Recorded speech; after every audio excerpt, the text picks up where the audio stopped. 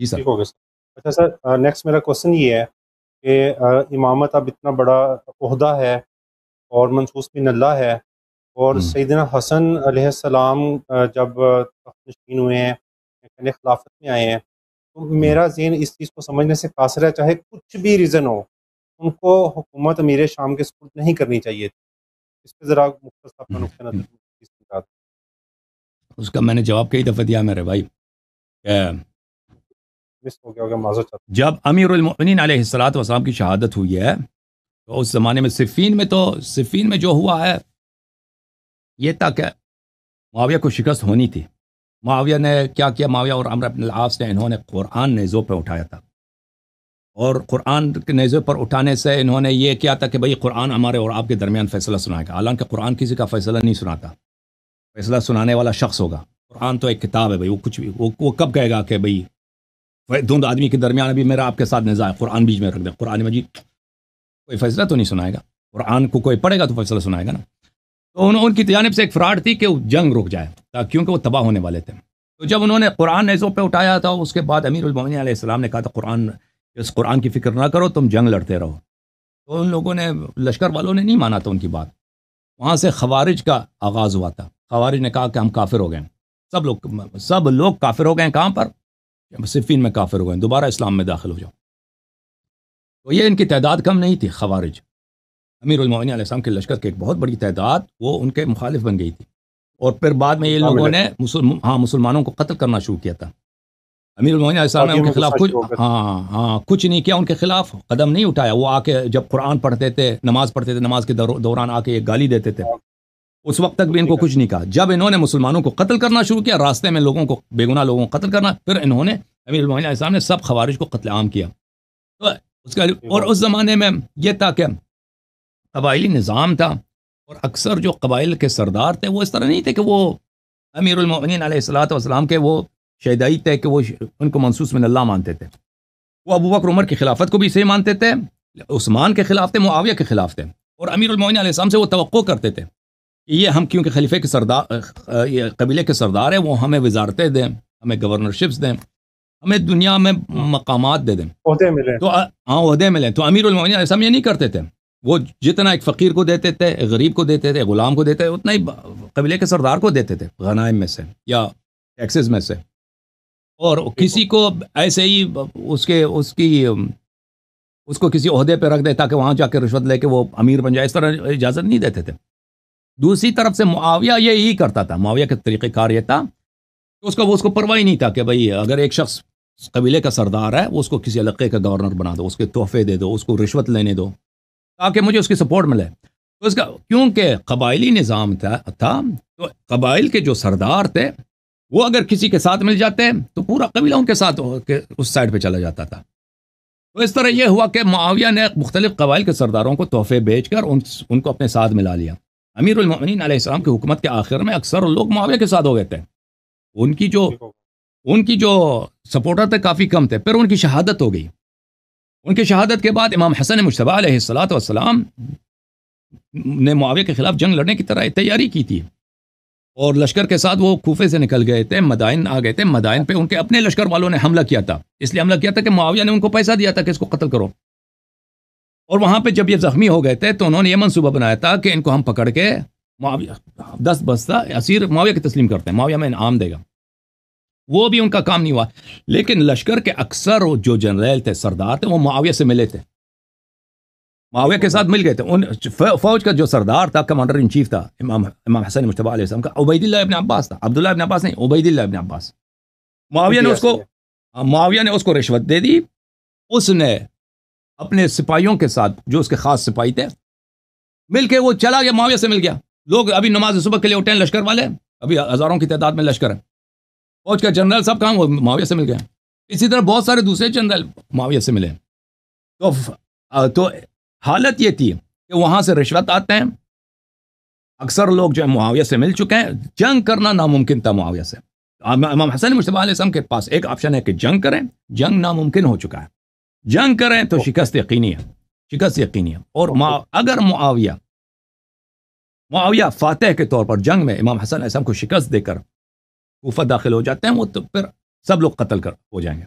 یعنی اور کیونکہ معاویہ کو پتہ ہے کہ ان کے چاہنے والے اصلی وفادار لوگ کون ہیں، جو اصلی شیعہ ہیں، کٹر شیعہ وہ کون ہیں، اور پھر یہ خود ان کے معاویہ کے دل میں ویسے بھی نفرت ہے کہ معاویہ کا بھائی جو ہے بدر میں قتل ہوا ہے، اس کا نانا قتل ہوا ہے۔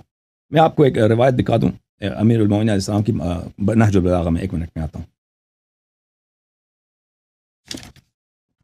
یہ ایک خط ہے کہ امیر المومنین علیہ السلام نے معاویہ کو بھیجا ہے نہج البلاغہ میں، ملاحظہ فرمائیے۔ کتاب نہج البلاغہ یہ فارسی ترجمے کے اور شرح کے ساتھ ہے، میں چھپی ہے، بہت پرانی چھاپ ہے۔ یہاں پر صفحہ نمبر یہ کون سا ہے، 755 ہے، خط نمبر ہے 10۔ یہ انہوں نے خط معاویہ کو لکھا ہے، اس خط میں لکھا ہے وقد دعوت الى الحرب فدع الناس جانبا واخرج الیہ۔ معاویہ تو نے مجھے جنگ کی للکار دیا، جنگ کی دعوت دیا، تو لوگوں کو ایک سائڈ چھوڑ دو، تو خود آ جا جنگ میں۔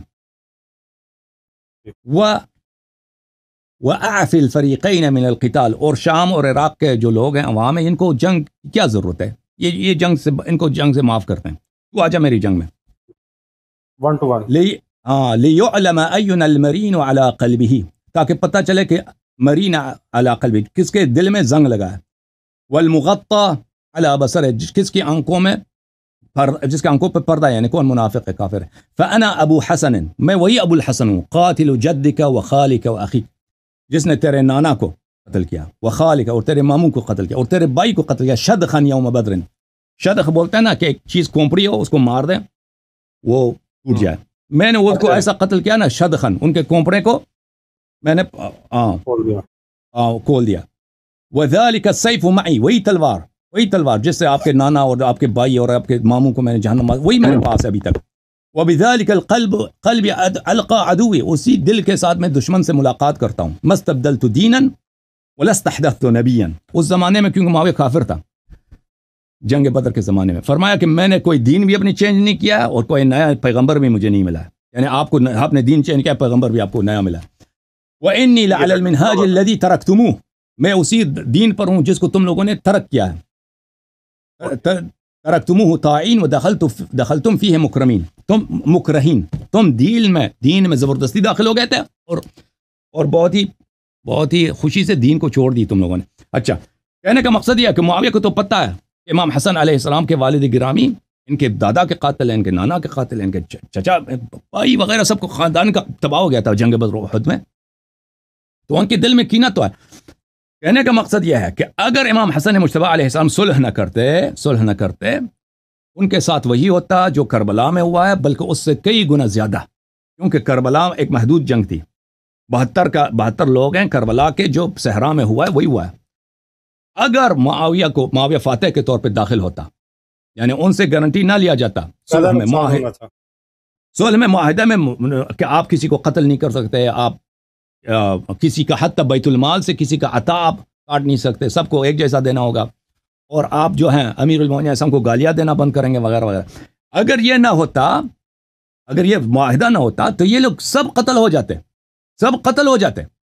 تو ان سب لوگوں کی جان بچانا، ایک مسلمان کا جان بچانا، دیکھیں اگر پیغمبر صلی اللہ علیہ وسلم بھی، اگر کوئی ایسا ان کی زندگی میں ایسا واقعہ پیش نہیں آیا، اگر واقعہ پیش آ جاتا کہ مثلا کفار ہر طرف سے پیغمبر کو شکست دیں گے، یقینی ہو جاتا کہ یہ مسلمانوں میں اب نہیں ہے، ٹھیک ہے نا، کیونکہ بہت سارے انبیاء کے زمانے میں پیش آئے کہ انبیاء سب قتل ہو گئے، اگر تو اب یقیناً مسلمانوں کی جان بچانے کی کوشش کرتے پیغمبر صلی اللہ علیہ وسلم کہ کسی طرح ان کی جان بچ جائے، اور امام حسن مجتبی علیہ السلام نے بہترین معاویہ سے گارنٹیز لی ہیں کہ آپ کسی کو قتل نہیں کریں گے، کسی شخص کا قتل نہیں کریں گے، جو قتلیں ہوئے ہیں صفین میں، جمل میں، اس کا انتقام آپ کسی سے نہیں لیں گے، آپ کسی کا حتی بیت المال سے عطا کم نہیں کریں گے، امیر المومنین علیہ السلام کے جو سپاہی تھے، جو جنرل تھے، ان کو آپ کسی طرح سے تنگ نہیں کریں گے، یہ سب گارنٹی ان سے لے لی۔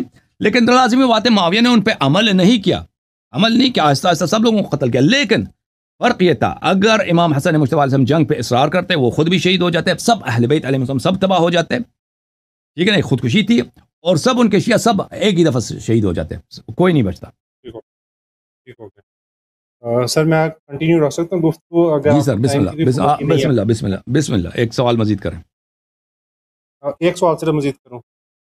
آپ کی مرضی، آپ سوال کریں، میں آپ کی خدمت میں حاضر ہوں۔ جی تھینک یو سر۔ سر اس کو اگر قرآنک پوائنٹ آف ویو سے دیکھیں تو ایک الہامی کتاب ہے اللہ تعالیٰ کی طرف.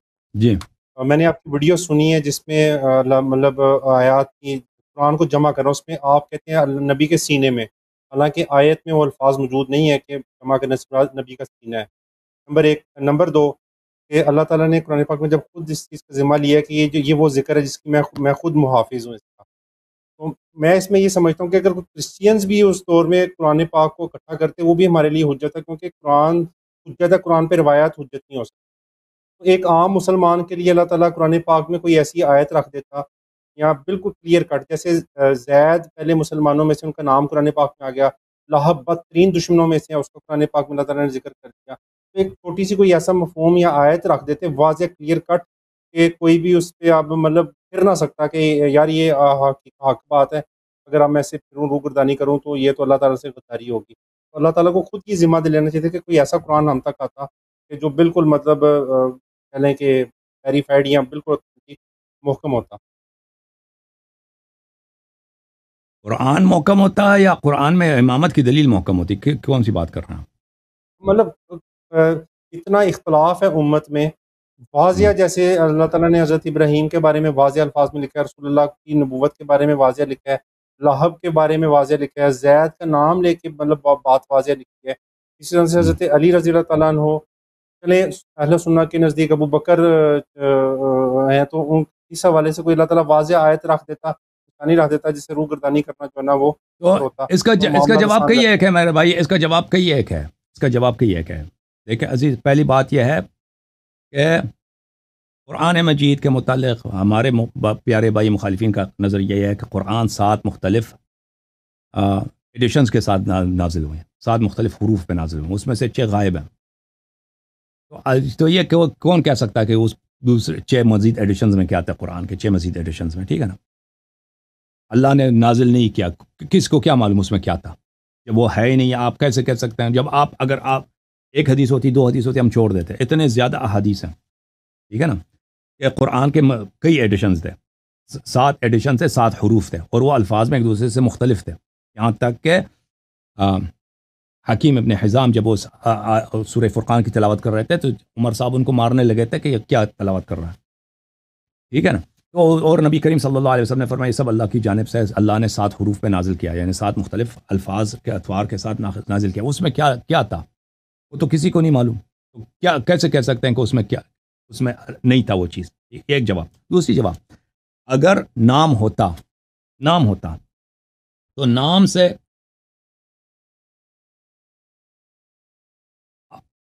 ہوتا قرآن مجید میں تو کیا گارنٹی ہے کہ مسلمان اس کو قبول کرتے ہیں؟ کیونکہ قرآن مجید میں بہت ساری چیزیں ہیں جو آج مسلمان نہیں مانتے. مثلا قرآن مجید میں فَمَا اسْتَمْتَعْتُمْ بِهِ مِنْهُنَّ فَآتُوهُنَّ أُجُورَهُنَّ فَرِيضَةً، جب تم کسی عورت کے ساتھ متعہ کرو تو اس کا پیسہ اس کو دے دو، پیسہ اس کو دے دو. اس میں لفظ متعہ بھی آیا ہے، اس میں یہ بھی آیا کسی عورت کے ساتھ اگر متعہ کرو اس کا پیسہ اس کو دے دو. اس کے ذیل میں احادیث بہت سارے ہیں کہ اس سے مراد نکاح موقت ہے، نکاح مؤجل ہے. مسلمان اس کو نہیں مانتے، جو قرآن کی نص ہے.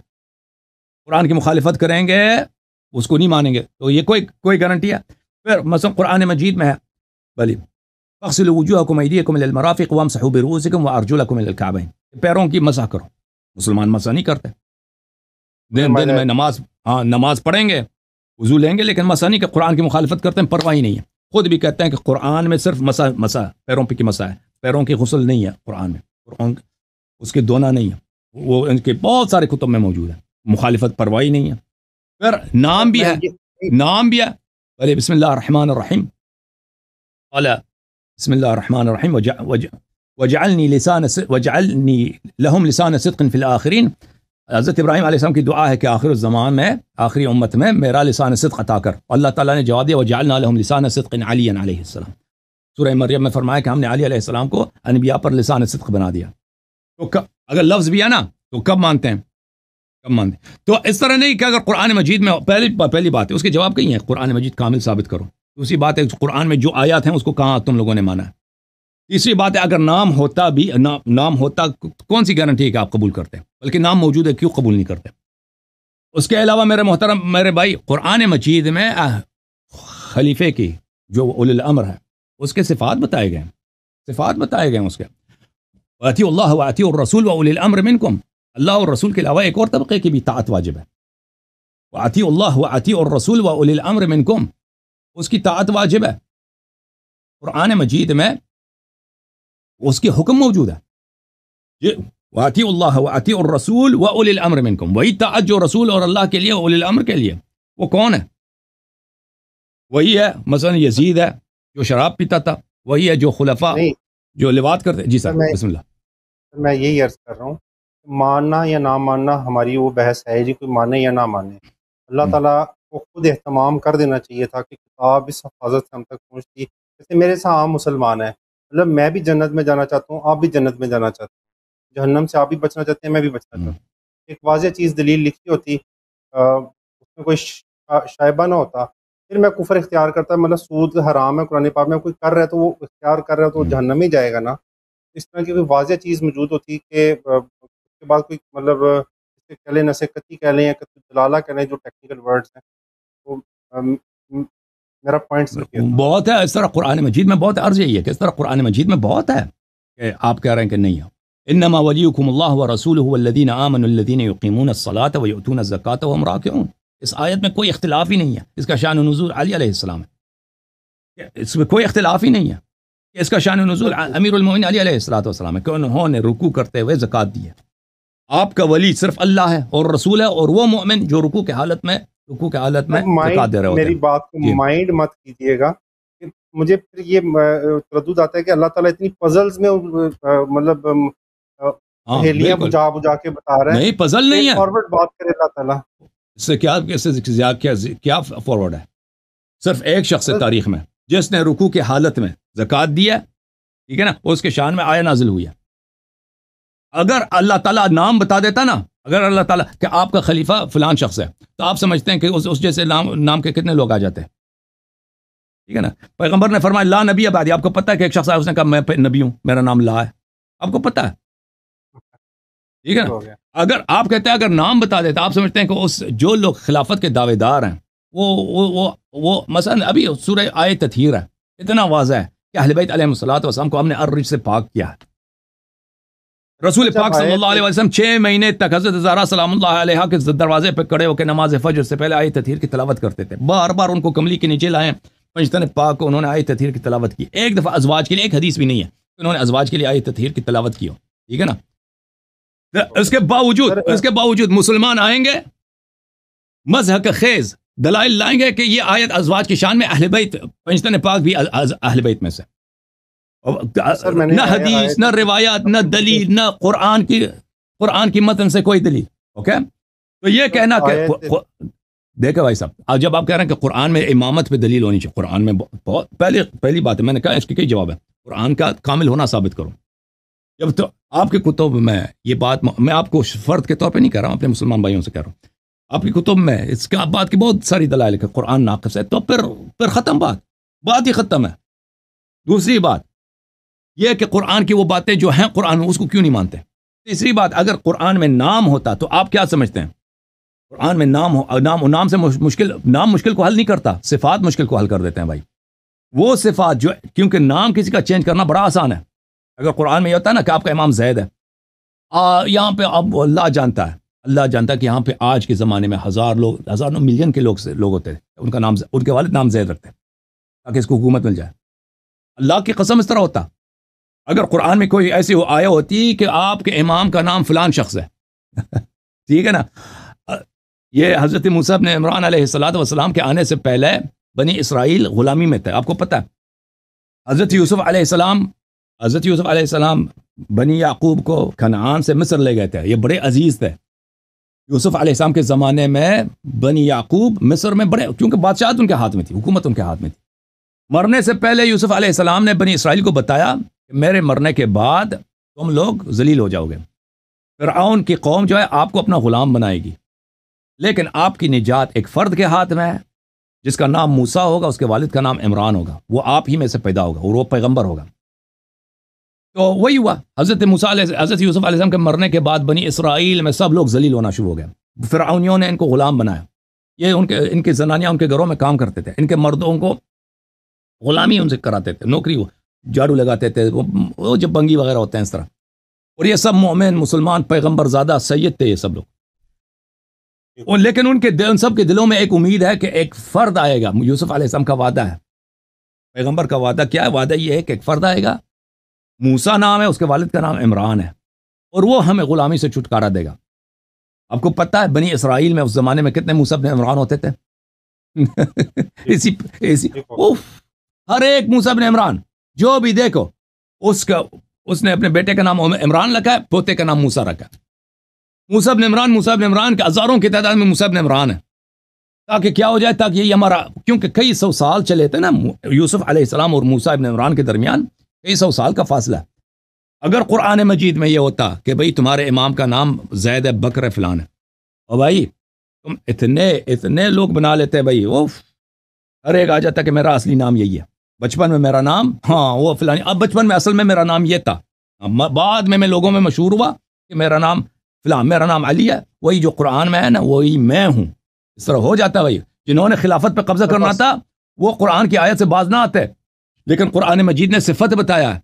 نام کو چینج کرنا آسان ہے، صفت کو چینج کرنا ناممکن ہے. صفت جب بتایا نا قرآن مجید نے، وَأَطِيعُوا اللَّهَ وَأَطِيعُوا الرَّسُولَ وَأُولِي الْأَمْرِ مِنْكُمْ، کہ وہ ایسے ہیں کہ ان کی طاعت رسول صلی اللہ علیہ وسلم کی طاعت جیسے واجب ہے. میں آپ کو فخر کنٹینیو رکھیں، فَإِن تَنَازَعْتُمْ فَرُدُّوهُ إِلَى اللَّهِ وَإِلَى الرَّسُولِ، پھر اس میں چھوٹ مل رہی ہے کہ آپ ان سے اختلاف بھی کر سکتے ہیں. نہیں وہ نہیں ہے، آپ کو اس کا بھی جواب دے دیتا ہوں اس کا. بلکہ اولی الامر سے نزاع کرنا حرام ہے. میں آپ کو بتا دیتا ہوں، اولی الامر سے نزاع کرنا حرام ہے. آپ کی خدمت میں عرض کروں سب سے پہلے. اچھا یہ کتاب ہے میرے عزیزو، ملاحظہ فرمائے، صحیح بخاری چاپ دار احیاء التراث العربی، ملاحظہ فرمائے یہاں پر کتاب الفتن میں بلی رسول پاک صلی اللہ علیہ وآلہ وسلم سے کئی ایک روایت نقل کی ہے کہ اولی الامر کے ساتھ نزاع کرنا حرام ہے. حرمت النزاع مع اولی الامر. ملاحظہ فرمائیے، انکم سترون بعدی اثرة وامورا تنکرونها قال فما تأمرنا یا رسول اللہ صلی اللہ علیہ وآلہ ادوا الیہم حقهم وصلوا اللہ حقکم. میرے بعد عمراء پہ ظلم کریں گے، ہم کیا کریں یا رسول اللہ؟ ان کا حق ان کو دے دو، ان کا حق ان کو دے دو اور اپنا حق اللہ سے مانگو. اچھا ملاحظہ فرمائیے، فرماتے ہیں کہ نبی کریم صلی اللہ علیہ وآلہ وسلم نے ہم سے بیعت کیا، بیعت لے لیا. کیا بیعت کے شرط کیا تھا؟ بیعت یہ تھے کہ ان بایعنا علی السمع والطاعة فی منشطنا ومکرہنا وعسرنا ویسرنا وان لا ننازع الامر اہلہ، کہ ہم جو ہے نا ہم نزاع نہ کریں خلفاء کے ساتھ. پیغمبر صلی اللہ علیہ وآلہ وسلم نے ہم سے وعدہ لیا تھا. آیہ مبارکہ یہ اطیعوا اللہ واطیعوا الرسول واولی الامر کے متعلق فخر رازی صاحب اپنے تفسیر میں یہ فرماتے ہیں. کتاب تفسیر فخر رازی ہے، جلد نمبر 10. یہاں پہ ملاحظہ فرمائیے، یا ایھا الذین آمنوا اطیعوا اللہ واطیعوا الرسول واولی الامر منکم فإن تنازعتم فی شیء کا یہ مطلب نہیں ہے کہ تم اگر عمراء کے ساتھ تنازع کرو. اگر تم آپس میں تنازع کرو اس کی بات ہو رہی ہے. عمراء کے ساتھ تنازع کرنا یہ حرام ہے. وہ میں نے آپ کو احادیث دکھا دی. اچھا صفحہ نمبر 148 میں یہ فخر رازی فرماتے ہیں ان اللہ تعالی امر بطاعت اولی الامر علی سبیل الجزم. اللہ تعالیٰ نے اس آیہ شریفہ میں اولی الامر کی طاعت مطلقاً یقیناً واجب کیا کہ اولی الامر کی طاعت کرو. ومن امر اللہ بطاعته علی سبیل الجزم والقطع لابد ان یکون معصوما عن الخطا. اور جس شخص کو اللہ تعالیٰ جس شخص کی طاعت آپ کو مطلقاً بغیر قید و شرط کے واجب کرتا ہے، وہ واجب ہے کہ وہ معصوم عن الخطا ہو. معصوم عن الخطا یہ فخر رازی کے اپنے جملے ہیں. اذ لو لم يكن معصوما عن الخطا كان بتقدير اقدامه على الخطا يكون قد امر الله بمتابعته فيكون ذلك امرا بفعل ذلك الخطا والخطا لكونه خطا منهيا عنه. اور اگر وہ للامر معصوم نہ ہو، اللہ نے فرمایا اس کی ہر بات سنو، اگر وہ حرام کی حکم دے تو اللہ نے آپ کو حکم کیا ہے کہ حرام بجا نہ لاؤ اور حرام بجا لاؤ. اللہ کے کلام میں تضاد ہوا ہے نا. اللہ نے کہا اس کی ہر بات مانو. اب وہ شخص کبھی وہ گناہ کے بھی حکم دے دیتا ہے. جب وہ گناہ کا حکم دے دیا تو کیا پتہ چلا کہ اس کی طاعت اللہ نے مشروط تو ذکر نہیں کیا نا، اس کی طاعت ذکر کیا ہے کہ ہر حالت میں اس کی طاعت کرو، جس طرح نبی کی طاعت واجب. واطیعوا اللہ واطیعوا الرسول واولی الامر منکم. تو پھر اس میں ایک ہی مقام پہ جمع ہو گیا. کیا چیز؟ امر و نہی دونوں جمع ہو گئے کہ میں اس فعل کو کروں بھی نہ کروں بھی, اور یہ ناممکن ہے اللہ کے کلام میں. لذا اس کو معصوم ہونی چاہیے. پھر اس کے بعد فخر رازی کہتے ہیں لذا اس سے مراد یہ نہیں ہے, اولی الامر سے مراد امت کے خلفاء نہیں ہے.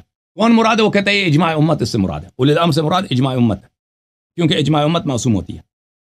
اولی الامر کا مقصد یہ کیوں کہ فخر رازی متعصب ہے, وہ کہنا نہیں چاہتا کہ شیعوں کی بات مان لے, یہ ائمہ طاہرین علیہ السلام ہے. وَإِلَّا اجماع کو کوئی اولی الامر نہیں کہتا, نہ لغت میں نہ حدیث میں. اس نے غلط مفہوم نکالا. جی سر, آخری سوال کر دیجیے اپنا. دو آخری سوال ہیں بس. ایک یہ ہے کہ جب میں نے آپ کی آیت تطہیر کی میں نے آپ کی ویڈیوز دیکھی, اس کو تھورلی انڈرسٹینڈ کیا ہے. آیت تطہیر میں آپ لفظ تطہیر سے مکمل اپنا مقدمہ پیش کرتے ہیں کہ ائمہ کرام معصوم ہے تو آن ٹھیک ہو گیا. تو سیم ورڈ اللہ تعالیٰ نے سورہ مائدہ آیت نمبر 6 کے آخر میں استعمال کیے ہیں وہ غسل اور وضو کرنے والے افراد کے بارے میں, یرید لیطہرکم, اور آگے اس پہ ایون یہ بھی فرمایا ویتم نعمتہ. اگر ہم وہ تطہیر دیکھیں, آیت تطہیر میں تطہیر مطلق ہے, سورہ مائدہ میں تطہیر وہ جنابت سے ہے, ٹھیک ہے نا. تو دونوں میں بڑا فرق ہے.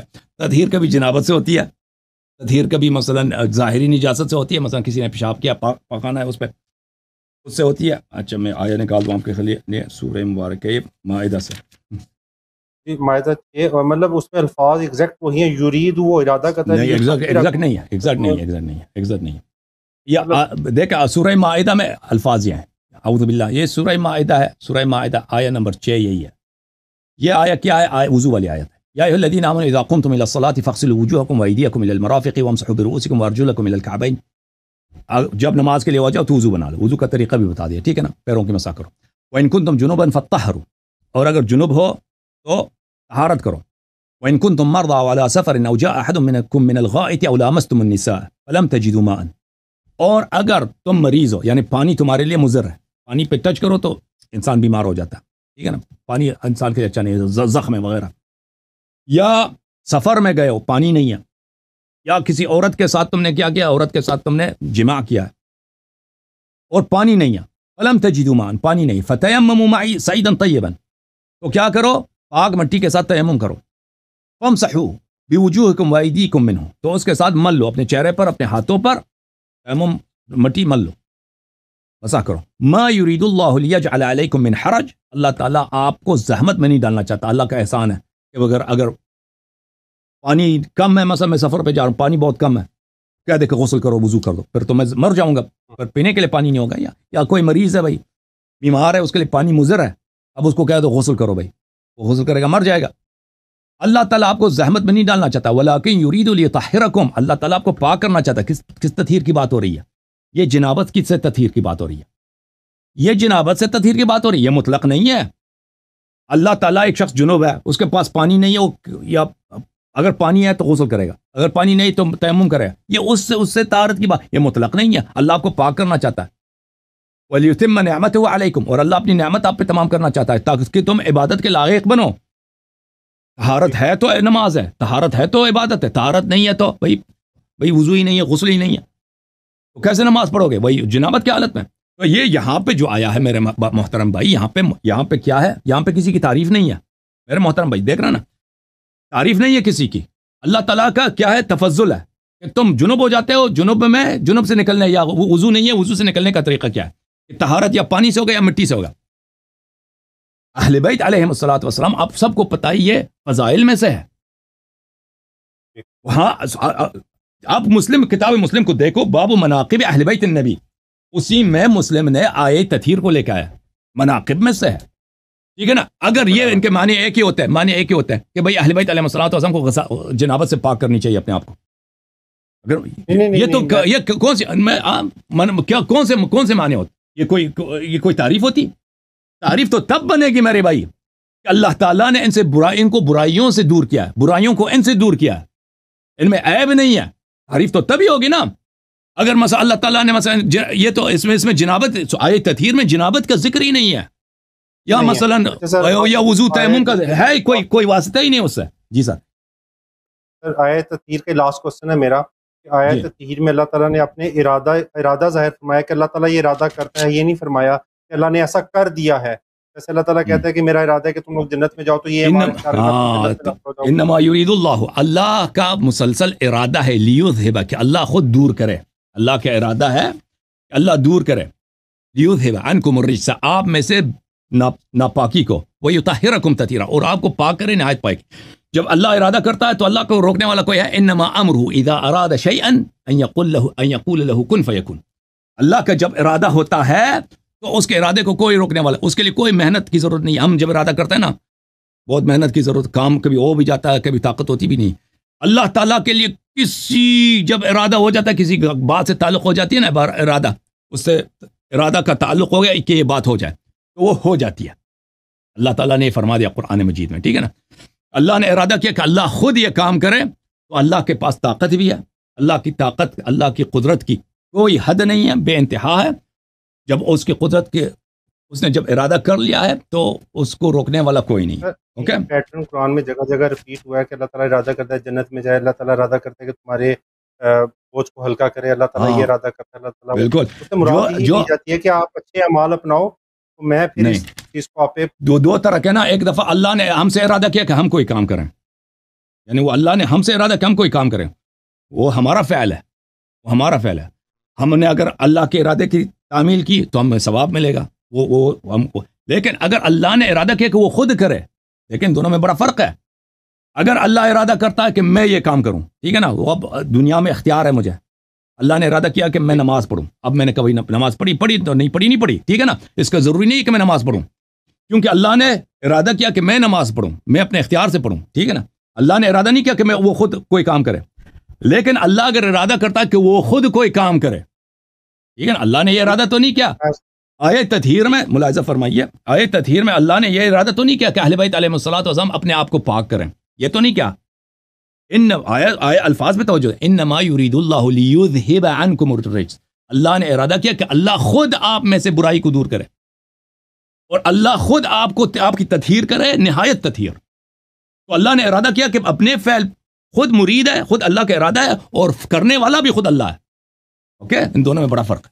Okay, thank you sir. یہ دیکھنا پیراڈاکس کریٹ ہو گیا کہ اگر آپ آیت اس طرح سے آیت تطہیر کو لیں گے، پھر تو سیدہ فاطمہ کی اولاد میں سے قیامت تک کوئی دجال پیدا نہیں ہونا چاہیے۔ نہیں، وہ تو ان کے سب کے لیے نہیں نا، آئے تطہیر مخصوص ہے، مخصوص ہے پنجتن پاک اور 12 اماموں کے لیے، باقی کے لیے نہیں ہے، عصمت مخصوص ہے ان کے لیے۔ ہاں، بہت مہربانی، اللہ آپ کو عزت ہے، بہت شکریہ آپ کا، تھینک یو میرے بھائی۔ یہ ہمارے پاس تھے کالج کے پروفیسر، سائیکولوجسٹ ڈاکٹر، جنہوں نے سوال کیے ہیں۔